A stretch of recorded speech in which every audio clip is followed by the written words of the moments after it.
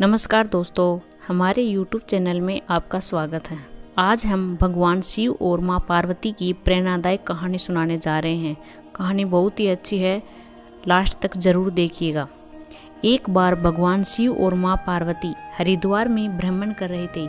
माँ पार्वती ने देखा कि सहस्त्रों मनुष्य माँ गंगा में स्नान कर हर हर गंगे कहते हुए चले जा रहे थे, लेकिन सभी मनुष्य अभी भी पाप परायण लग रहे थे। माँ पार्वती भगवान शिव से पूछती है कि प्रभु, क्या अब गंगा समर्थ नहीं रही? प्रभु ने पूछा, पार्वती, तुमने ऐसा सवाल क्यों किया? माँ पार्वती कहती है कि प्रभु, इन सभी मनुष्यों के पापों का अंत क्यों नहीं हुआ?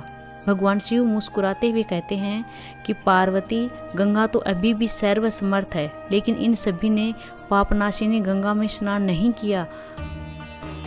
माँ पार्वती विस्मित होकर बोली, प्रभु, अभी तो गंगा में स्नान कर इन लोगों के शरीर भी नहीं सूखे और आप कह रहे हैं कि इन्होंने पाप नशिनी गंगा में स्नान नहीं किया। भगवान शिव ने कहा, पार्वती, मैं कल तुमको इस बात का भेद बताऊंगा। अगले दिन प्रातः बारिश होने लगी और सभी रास्ते पानी और कीचड़ से भर गए। भगवान शिव एक वृद्ध का रूप बनाकर एक गड्ढे में ऐसे बैठ गए कि मानो वह इसमें गिर गए हैं और उनसे वृद्धावस्था के कारण निकला भी नहीं जा रहा था। उन्होंने माँ पार्वती को समझा दिया कि तुम गंगा स्नान कर आते सभी मनुष्यों को सुनाकर कहना कि मेरा पति इस गड्ढे में गिर गया है। मेरे पति सर्वथा निष्पाप आत्मा है और कोई निष्पाप पुण्य आत्मा है, उनको बाहर निकाल सकती है। अगर कोई व्यक्ति निष्पाप है तो वही मेरे पति को बाहर निकालने के लिए हाथ लगाए, लेकिन अगर कोई निष्पाप नहीं हुआ तो उसका शरीर जलकर भस्म हो जाएगा। माँ पार्वती अब गड्ढे के पास बैठ गई और सभी को सुना कर कहने लगी। हर कोई सुंदर स्त्री को प्रलाप करते हुए देखकर रुक जाता। एक सुंदर स्त्री को वेदना में देख हर कोई उनकी मदद के लिए तैयार हो जाता, लेकिन जैसे ही वह वृद्ध वेशधारी भगवान शिव को बाहर निकालने के लिए हाथ बढ़ाने लगते, माता पार्वती तुरंत उन्हें टोक देती। वह कहती, मेरे पति सर्वथा निष्पाप आत्मा है और कोई निष्पाप पुण्य आत्मा इनको बाहर निकाल सकती है। अगर तुम निष्पाप हो तो मेरे पति को बाहर निकालने के लिए हाथ बढ़ाना। मैं तुम्हें पहले ही चेतावनी दे देती हूँ कि अगर तुम निष्पाप नहीं हुए तो तुम्हारा शरीर जलकर भस्म हो जाएगा।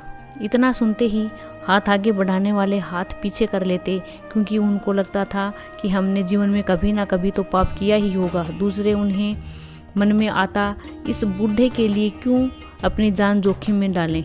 इस तरह सुबह से लेकर संध्या हो गई। हजारों लोग स्नान कर चले गए, लेकिन किसी ने भी वृद्ध को निकालने की हिम्मत नहीं की। शाम के समय एक युवक हाथ में लोटा लिए वहां से गुजरा तो माँ पार्वती ने उसको भी अपनी व्यथा सुना दी। जब वह मदद करने के लिए हाथ बढ़ाने लगा तो उससे भी वही बात कही जो अब तक वहां से गुजरे हजारों लोगों को कही थी। अगर तुम सर्वथा निष्पाप हो तो ही मेरे पति को हाथ लगाना, नहीं तो तुम भस्म हो जाओगे। वह युवक बोला, माता, मैं अभी तो पतित पावनी गंगा में स्नान करके आया हूँ और गंगा स्नान के पश्चात तो सभी पाप नष्ट हो जाते हैं। मैं अभी आपके पति को बाहर निकालता हूँ। उसने हाथ बढ़ाकर वृद्ध के रूप में भगवान शिव को बाहर निकाल दिया।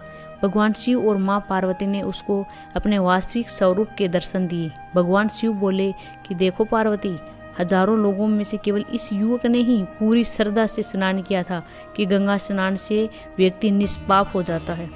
कहने का तात्पर्य यह है कि लोग बिना किसी श्रद्धा और विश्वास के गंगा स्नान करते हैं, इसलिए उनको उसका पूर्ण फल नहीं प्राप्त होता।